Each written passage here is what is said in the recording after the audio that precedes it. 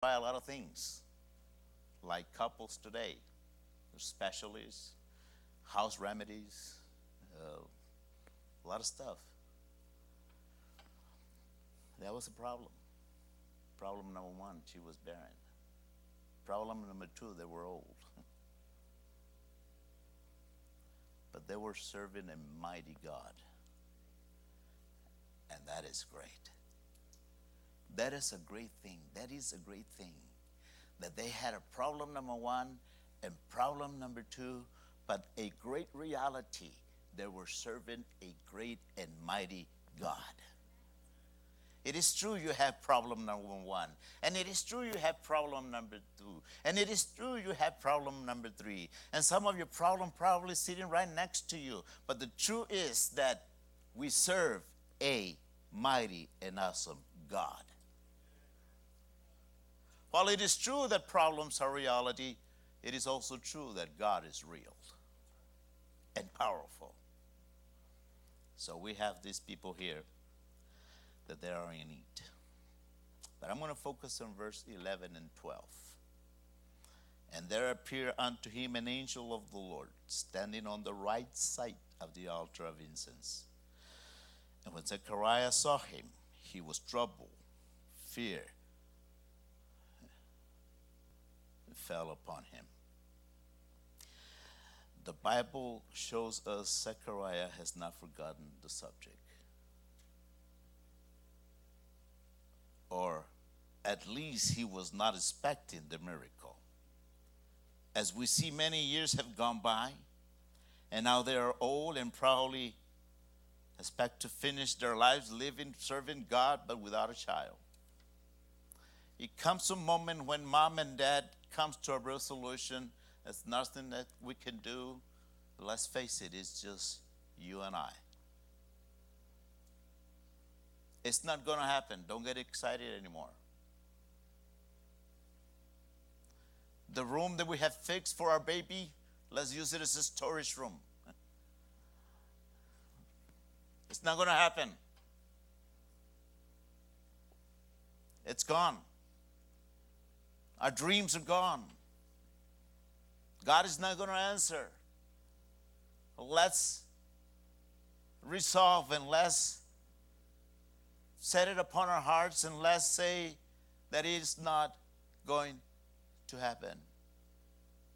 And they probably decided, you know what, we're old, but we'll continue to serve God, and let's move the kid out of our minds. Let's move the kid out of the picture, because it's not going to happen. It's just you and I. We're going to serve the Lord.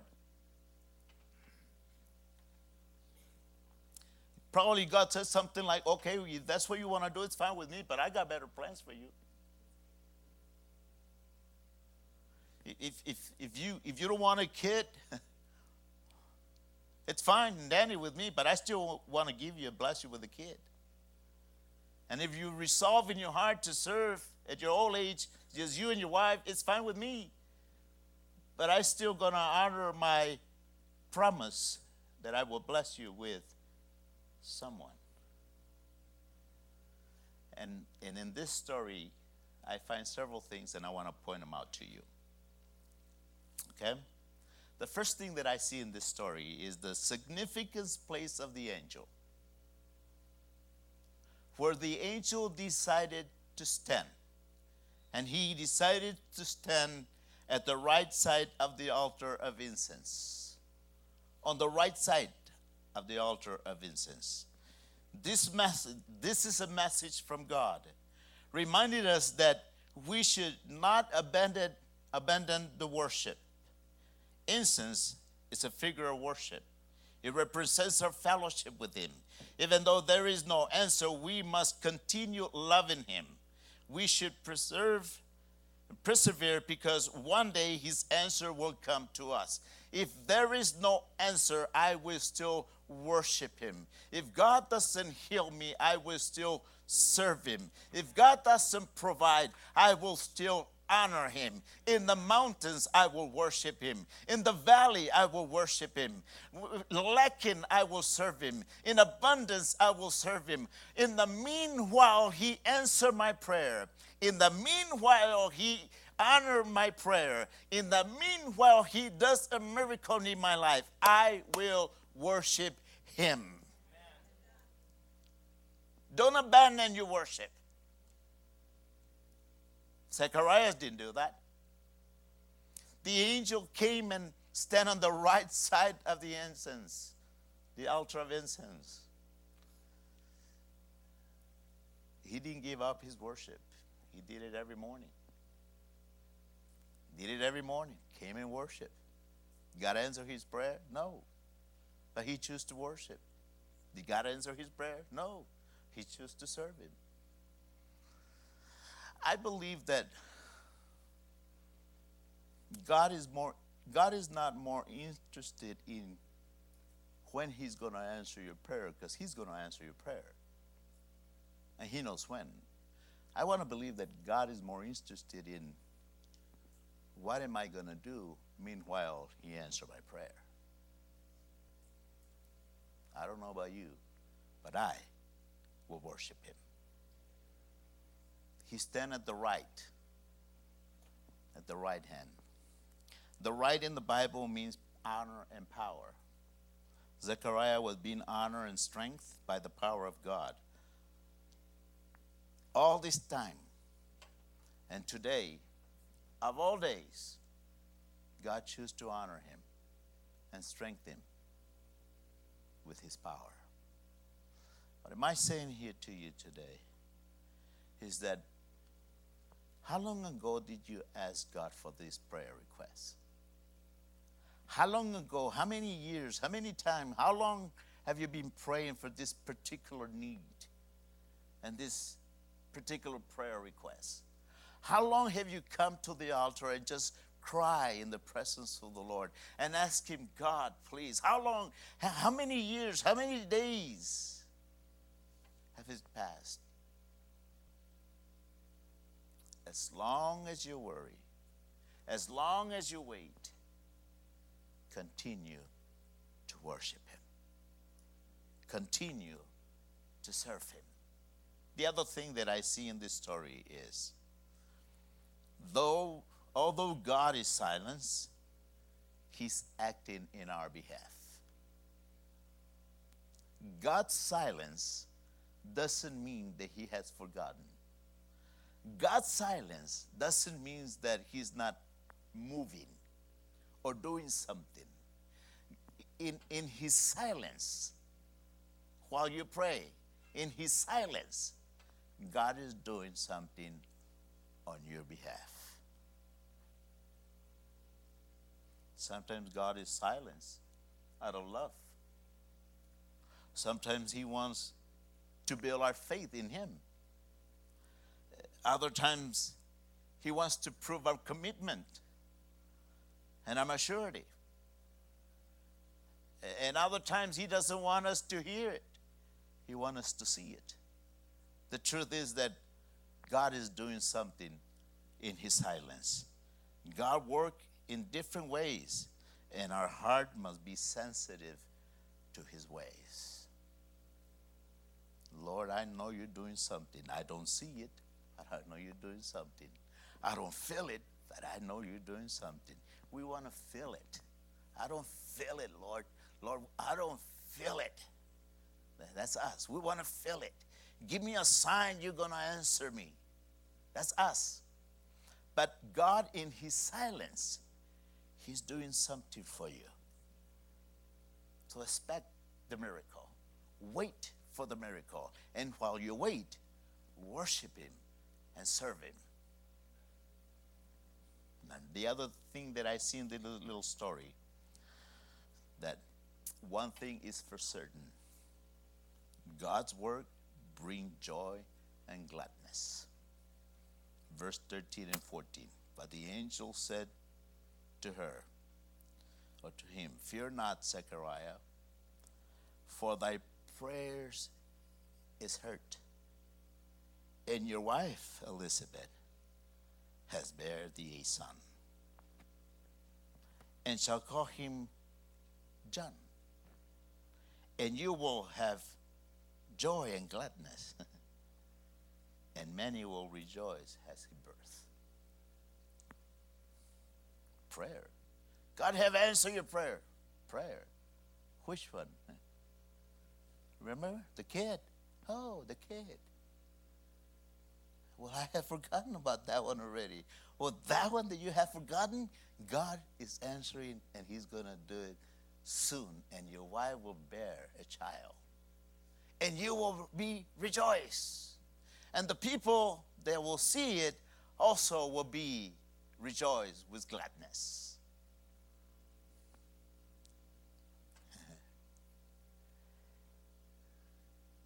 God's word brings joy and gladness. At the beginning of God's word, it could be difficult to understand Him. It's kind of difficult to understand God sometimes. If He loves me, if He loved me, why doesn't He provide me a job? If He loved me, why doesn't He heal me? If He really does this, if this is God, why doesn't He do this? And sometimes we don't understand those things. And it's hard to accept that it is God's will. But when the answer comes, then you will understand and say, oh, that's why. That's why. I remember this little story that someone sent to me. And this guy in high school was so in love with this girl and asked her to be his girlfriend. The girl said no. Asked her again, and the girl said no. So he started fasting and praying. Lord, you know I love her. I want her to be my wife. Lord, I want her to be my wife. I want her to be the mother of my child. Lord, please answer me. Give it to me. I want to date her. God didn't answer. God didn't answer. God didn't answer. He finished high school, went to college. God didn't answer. Well, he wound up marrying somebody else. Nice, lovely girl. Skinny, well-fed, beautiful girl. After 25 years, they did the high school reunion. And at the reunion, he saw the high school sweetheart. She was overweight. She was heavy-set. And I don't know if this is a true story or not, but he says that when he saw this girl, he heard God saying, that's why I didn't give it to you. Well, I don't know if that's a true story or not, but I read it. I guess what I'm trying to say here is God knows your tomorrow, and that's why He doesn't answer today. A lot of time God is protecting us of something worse tomorrow. A lot of time God is not answering because He has a better thing for you. And a lot of times we're so stubborn and so stuck on this thing that I really want and I really need, according to me. But God has something better for us.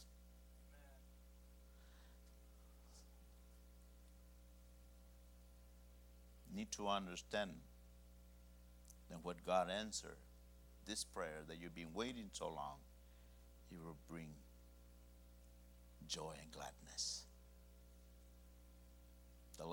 The other thing that I see in this story is that we must remember that it is not in our time, but in God's time. We need to remember that it is not in our time, but in God's time. It is at God's timing when the best of God comes to us. It might not be what we want.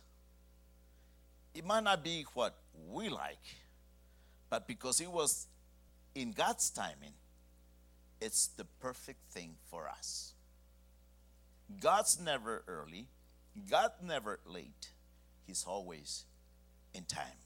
You need to understand that it needs to be in God's timing. Because it was in God's timing, it was not just little John.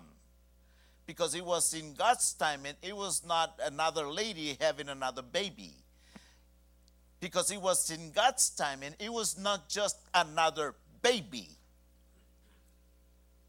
Luke chapter 7 verse 28 reads, I will tell you, among those born of women, there is not a greater prophet as John the Baptist. It was not just a regular little Johnny boy. Because it was in God's timing, it was John the Baptist, the greatest prophet ever. So when we wait in God's timing, it's not just a little thing. It's a great thing because it's within God's timing. When God answers your prayer in His time, it's not just any little answer. It is a great answer because it is in God's timing. So I must sit back and wait for God's timing. Why? Because He knows better than I do. God help us to be patient and wait in God's timing. The last thing I see in this story is that while we wait in God's timing, they were rejected and judged. Why? Because for the Jews, not having children was a sign of curse or judgment from God, because they had an unconfessed sin. They been married how long?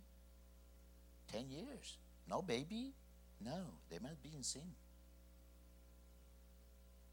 How long they been married? 20 years. 20 years? No family? No. Ooh, they probably been condemned by God. Don't hang around with them, because they're under curse. You don't want to be part of their curse. All this time they were rejected and judged. But those that wait upon the Lord in God's sight are not rejected or judged. God has great and better plans, and that's why He's delaying. In the meantime, I will worship Him. Look what verse 14 says, and I'm concluding. Verse 14, and you will have joy and gladness. Joy and gladness. These words also translate into delight, gladness, happiness, great joy. The prophecy of the angel Gabriel was the seed of God to Zechariah and Elizabeth. And not too long after that word that was planted in the heart of Zechariah, John was born. Can you imagine this old man? Can you imagine when God told him, your wife will bear a child? Really? Yeah. Wow. And since you have forgotten what was the name you were going to put the child, well, God have chosen the name. His name is John.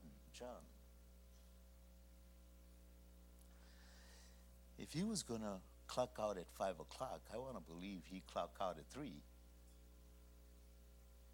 to go have fun with a lady and start working on the blessing.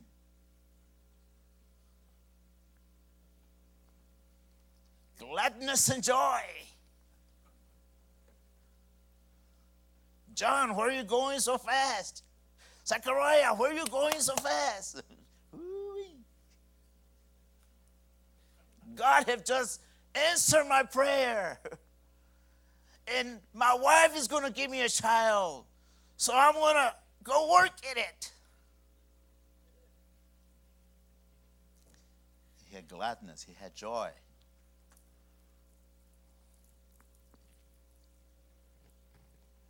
I guess what I'm trying to say to you is that don't give up that miracle. Don't give up on that miracle that you've been asking all this time.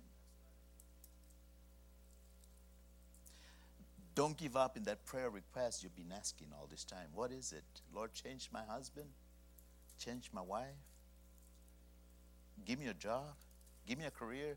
What is it you've been praying all this time? Lord, give me a boyfriend. Give me a girlfriend. Give me a career. What is it you've been praying all this time? Don't give up. Trust in the Lord. Have faith on Him. Cast upon Him all your troubles, for He cares for you. And in the meantime, He answers you. Serve Him with all your mind, with all your mind, and love Him with all your heart and strength. And God is true and faithful, that by the time you realize it, you have your baby. I mean, you have your answer. You will have your answer. Why? Because God is faithful. Let me just finish with putting this in your heart. God hasn't forgotten you. He hasn't.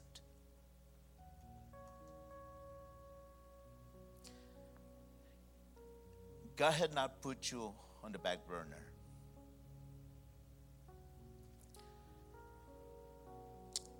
You're not sitting on the shelf collecting dust and be forgotten. No.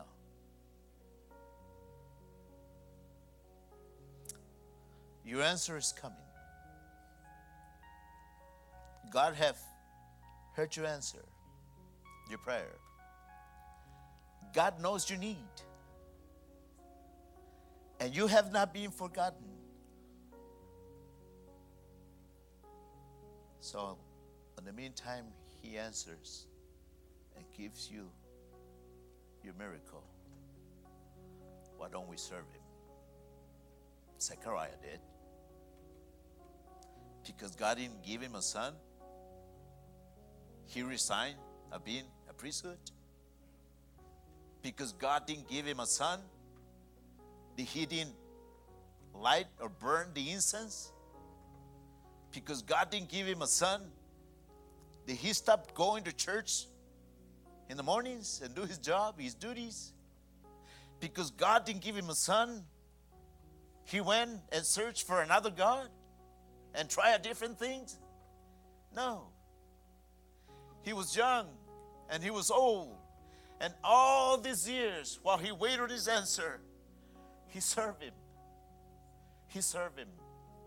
And he served him. Well, maybe, just maybe, that's what God is waiting. The moment that he served me, I will answer. Just maybe, that the moment I begin to serve in a ministry and serve him the way that I should serve him, God will answer. Maybe that's what he's waiting for. The truth of the matter is, God has not forgotten you. And your prayer request is not sitting on the back burner on a shelf collecting dust. Your answer is coming. Trust him. Believe in him. And serve him with all your heart and all your might. Let us stand.